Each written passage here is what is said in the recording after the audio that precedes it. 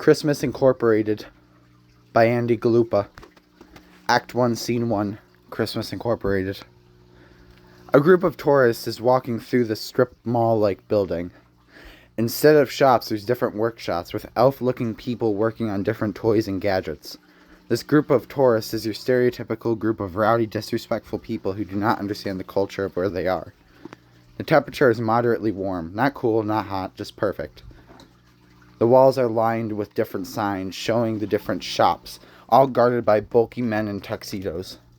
A man, lanky in shape, is walking around as the tourists come in, as they take pictures with their phones for their social media. They walk to the middle of the strip mall as a sign turns on, bright green and red lights reading Christmas Incorporated. There is a desk with a bored-looking receptionist, as the whole building just looks like a bland corporate office, decorated to appeal to a general audience, devoid of character. When the tourists walk up to the desk, the man walks up to the receptionist with a cunning smile. Businessman 1, in a dishonestly excited tone. "Can we have tourist passes for these lovely people, Margaret?" "Margaret, sure," she says in a fake excited tone, reaching into the desk for a bunch of passes, which reads, "Tourist pass to the North Pole." "Here you go," she smiles. Her entire appearance is fake and calculated. The tour guide leads them through the hall towards a theater-looking room. In the middle of the room is a huge screen lit up with the text, "Welcome to Christmas Incorporated." As tall and wide as 3 full-length school buses. As soon as everyone enters, the video loads up, serving as an introductory video. It shows a man with a gray beard in corporate attire. He looks soulless and completely corporate, standing in front of a huge building with a sign saying Christmas Incorporated. George, "Welcome to Christmas Incorporated. I am the co-founder and CEO of this company. Years before its inception, Christmas was thought of as a holiday. Many corporations would fight over which toy, which gift, which console would win over the holiday fever, as consumers spent trillions, practically quadrillions, each year on food, gifts, and other presents. But there is one thing these corporations couldn't control: Santa. Often regarded as a tall tale, parents and adults alike would find random toys and gifts under their tree that they didn't pay for. Corporations would say it was a misunderstanding, but simply they had lost that Christmas wonder we all had when we were kids. I always believed in Santa Claus. Like many kids, I wrote him letter after letter. I wrote to him every Christmas, but I wondered if he ever received them. Everyone would call me crazy, saying that I believed in such a myth. When I grew older, that wonder never left me." The screen changes to him walking through the hallway of the mall. George, "So after founding my first company, Crystals, and making my first trillion, I went to the North Pole to find Santa myself. Me and a team named the Northern District scoured the North Pole for the rumored Santa. After many frigid nights and furious blizzards, we eventually found a bunker in the center point of the North Pole. This turned out to be Santa's workshop." He stops as the camera pans to the bunker below him. "And then I met Santa in person. I talked to him, and on that day we talked about all those letters I had written to him. The idea for Christmas Incorporated began, the redefinition of Christmas spirit." The screen changes to a young Santa Claus at a workbench, smiling as he begins talking in his deep voice. Santa, "The idea of Christmas Incorporated started as the hope to revive the Christmas spirit. Belief in the holiday had gone drastically down, and we hoped by creating a new industry, we would redefine Christmas and revive the spirit of giving." The screen goes back to George, standing in front of the mall again. George, "And in that, we have become one of the most profitable businesses. Just last quarter, we had the highest profit margin than 4 out of the top 5 businesses on the NASDAQ. With even more promising returns, we are expanding rapidly into new markets. With 500,000 retail chains underneath us, we are bringing back more than the Christmas spirit. We are bringing guaranteed rewards to our investors and hope in Christmas. Being in business for 10 years and having achieved all we achieved, this isn't just the spirit of giving, it is the spirit of investing. And we hope to see you in our investments. Enjoy your tour of Christmas Incorporated."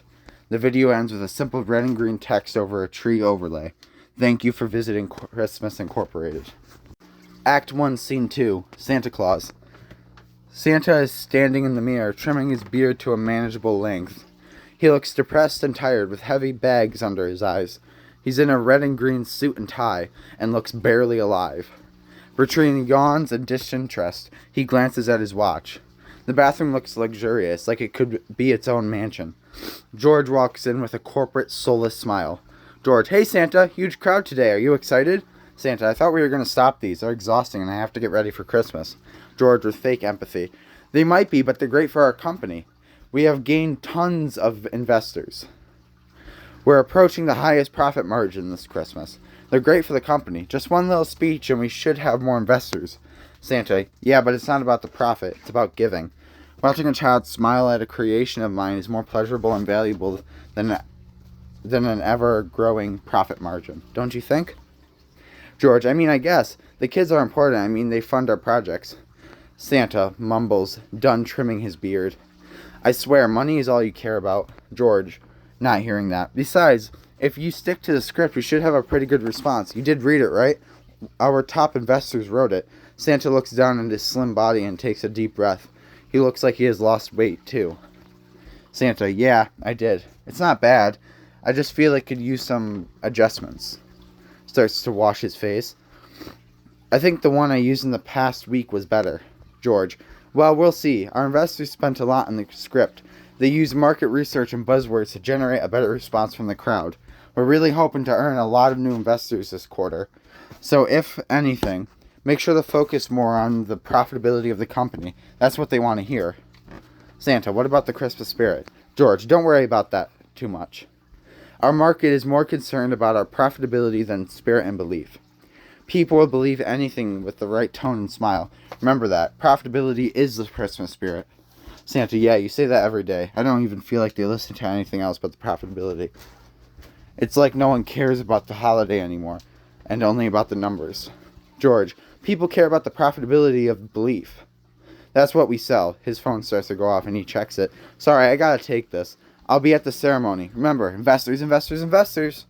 He walks away, answering the phone. Santa sighs, looking at himself in the mirror. What has happened to you? You used to be jolly, happy even. You used to be excited for the big day. Now it just feels like all the rest. All the color has drained from you. And I don't understand how this happened. It feels like just a little bit ago you were talking to a young George about letters and Christmas spirit. How did things go so wrong so fast? In 10 years, you watched your holiday become a hollow husk of what it once was. Why do you still do it? It's for the kids. Maybe that's why. It's for the kids. Keep reminding yourself of that. Act 1, Scene 3. 10 years ago, doubt. A cold wind blows through a snowy valley, unforgiving as it tears through a group of people, adventuring through the tundra. They look all miserable and cold, like little Eskimo soldiers marching in single file. George, we're close, I know it. We just gotta go a little farther. Kim, angrily talking. A little farther? I'm fucking freezing, George. How much fucking farther do you want to go? Or would you like hypothermia now? George, you agreed to go. I don't want to hear your complaining. I can just feel it. It's in my bones. Kim, full on yelling. The cold is in your bones. You're fucking delusional. We have been out here for a week. My family thinks we're dead. What am I going to tell them? Oh, my boss is a man-child who gets a boner at the idea of Santa Claus? George, calm and collected. You signed the contract. It's your fault. Kim, oh, fuck you. The only reason I signed it was for the fucking bonus. It's not my fault I can't live on your paychecks while you buy luxury cars and yachts. Fuck this. She goes to turn around and stubs her foot. A metallic sound rings through the valley. Ow! Shit, that hurts. The fuck was that? Great, now my toe hurts on top of the cold. Everyone's looking at Kim as they gather around her. George, dig it up. Let's see what it is. Kim, fucking dig it up? It's an ice-cold rock. How about we tend to my foot? George, I think after we work on digging it up, you should tend to your resume. They automatically dig up the snow, not wanting to be fired, as George just sits back and relaxes. He looks curious, but instead of helping, he just watches them dig. He has the nicest coat out of all of them, and is extra bundled. As they dig, they reveal this cold metal hatch, and his expression slowly goes from curiosity to excitement. Jake, why is there a metal hatch in the center of the North Pole? That doesn't even make sense. George, smiling like a little kid. Open it. He isn't asking, he's demanding. They open it. After many tries, it takes 4 of them lifting the cap. There's a ladder leading down, covered in red and green lights. George pushes in front and heads down. The rest of the crowd looks at each other. Jake, we have to be hallucinating. We must have stumbled upon an old military base. I mean, the door is rusted and metallic. I mean, I don't get why a sense of heat is coming from it. Kim, the calmest she's been. I refuse to believe any idea from him is a good one, but since I'm already fired, I might as well. Fuck it. She starts to climb down as the rest of them follow. As they climb down, this huge bunker reveals itself, with elves-like people working and making toys. A huge underground workshop-esque factory, with red and green lights illuminating everything. George is standing at the bottom of the ladder, as they don't seem to be noticed by the hundreds, even thousands of people working. George stands in the middle, just taking it all in. George, laughing and yells, "Hello, North Pole, hello!" I knew it was real. I fucking told you, Mom. All the elves are staring at him now. I told you, Kim, I fucking told you. Suddenly, a white-bearded man walks up, heavier set with a red shirt and overalls. He looks like Santa, but is less sick and thin. How did you get here? He looks at everyone a part of the Northern District. George, we found it. We found the North Pole. Jake whispers to Kim. We've lost it. He's lost it. We're dead. This is just hell. Kim, pinch me, then we'll find out. George points to the bearded man. And you! You're Santa Claus. We have so much to catch up on. Santa, we do. Like how you got here. Act 1, Scene 4. 10 years ago. The Spark. George and Santa are sitting in a well-decorated office with gorgeous handmade art. Watercolors, acrylics, oil paints. Santa looks furious as George doesn't even seem to be breaking a sweat. He's still looking around in a sly, dishonest way. Santa, visibly frustrated. So you searched for me so you could offer me a business proposal. George, more than that, I want to reinvigorate the Christmas spirit. It just seems like a business proposal. Santa, your idea is a business plan through and through. Christmas isn't a business of kindness and giving. Did you forget that? George, no I didn't. I enhanced that. Santa, adding INC to it does not enhance a corporate rebranding. George, calm and deliberate. I wrote you a letter every Christmas. I wrote to you as much as I could. I gave presents to my mom, even when I couldn't afford anything. My family was dirt poor, but gave everything to me. I still remember watching my mom eat ramen while I had a home-cooked meal. I understand giving. I want to bring that excitement to every kid around the globe. This is just the start of a bigger dream. Santa, curious. What's your last name? George, Holcher. Santa, Holcher? Where have I seen that name? Santa opens his drawer on his desk. The desk is ancient and ornate, pulling out a folder with H letters. Santa, looking through them. Ah, there it is. George Holcher. You wrote to me every month. You told me your life story in the form of letters. How could I forget? Is that why you're here? George, precisely. I've never doubted you. I knew you were real, when everyone else doubted. Santa, you did. George, that's why I want to make it so you were more visible. Increase public appearance, increase belief, help people give. Santa, but why is it written as a business proposal? George, well, force of habit, and just easy to organize ideas. That's why I did it that way. It's all in good spirits. I want Christmas to be about giving again, not corporatocracy and aristocracy. You feel the same. Santa, I do. I'll consider your deal, but I want you to promise something. George smiles with fake sincerity. Yes, Santa? Santa, we keep it about giving. George, you have my word, Santa. Santa. Okay. Act 1, Scene 5. 10 years ago. Phone call 1. George is in some long-forgotten part of the workshop. He has an expensive phone with a case of pure gold, as he seems to be talking quiet enough to not be heard, but loud enough for someone to hear. George, we found him. He is thinking about our proposal, investor, and if he agrees, George, if he agrees, the whole board will be made of money. We will have the world in our pockets and Santa in our checkbooks. This will be our most profitable venture yet. Think about it. Father Christmas, Christmas Incorporated. Think of all the money in this industry.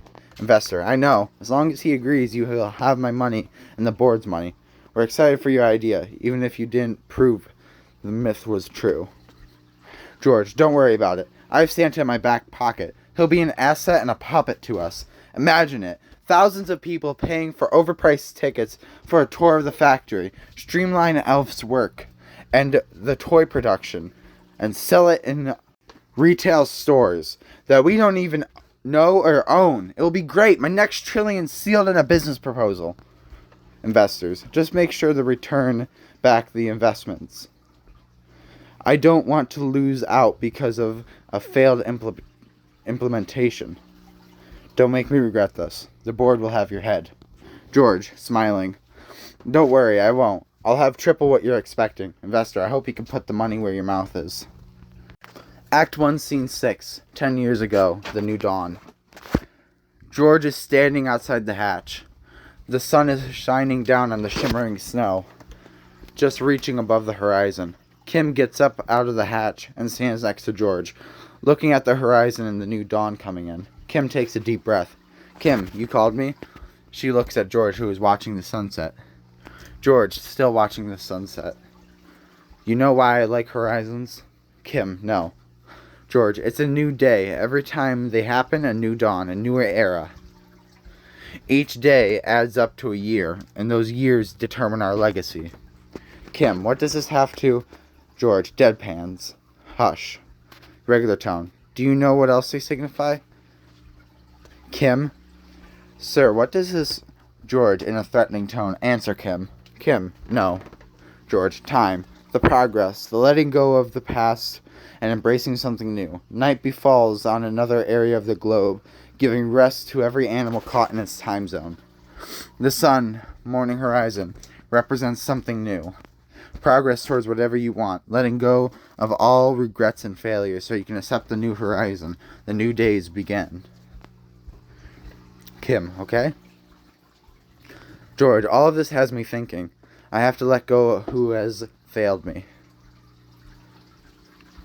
I pondered this, and I found one person who has been connected to all my failures. And you know who has failed me the most during this trip? Kim, sir. George, you. You have doubted me. You have gotten in my way. You have provided nothing and taken everything I handed to you. With no gratitude. Instead, that was replaced with attitude. I have no need for you anymore. He turns to her, deadpanned, expressionless. I'm letting you go. You have the next 3 hours to leave. Your desk is already cleaned out. Kim, with a face of shock and worry. Sir, Christmas is coming. I need this job. How am I supposed to afford Christmas? Or food? George, staring her right in the eyes. No emotion or expression. I have to let you go. Kim, sir, please, starting to cry. George, more threatening. I have to let you go. Kim, no, please. George, I have let you go. Leave. Kim is crying now. George doesn't even flinch, showing no emotion as he goes back down the hatch. Kim is there with the new horizon shining on her. Kim, between sobs. I just lost my job. Fuck. How am I going to afford Christmas? Or food? Act 1, Scene 7. 10 years ago, the start. Santa and George are sitting in his office again. Santa, I thought it over. I think it's a good idea. I am okay with it. George, great. I am glad to hear. I just need you to sign. Santa, okay. Just make sure it's about Christmas and not the profit. George, you have my words, Mr. Claus. Santa, thank you. He signs it as George smiles, almost a malicious smile. If you like what you heard, Christmas Incorporated is available now on Barnes & Noble and Amazon.com. Plus, if you see me in person, I should be carrying it. So, drop by if you can, buy it online, and thank you for all your support. I love you all and have a great day. And before I forget, Merry Christmas.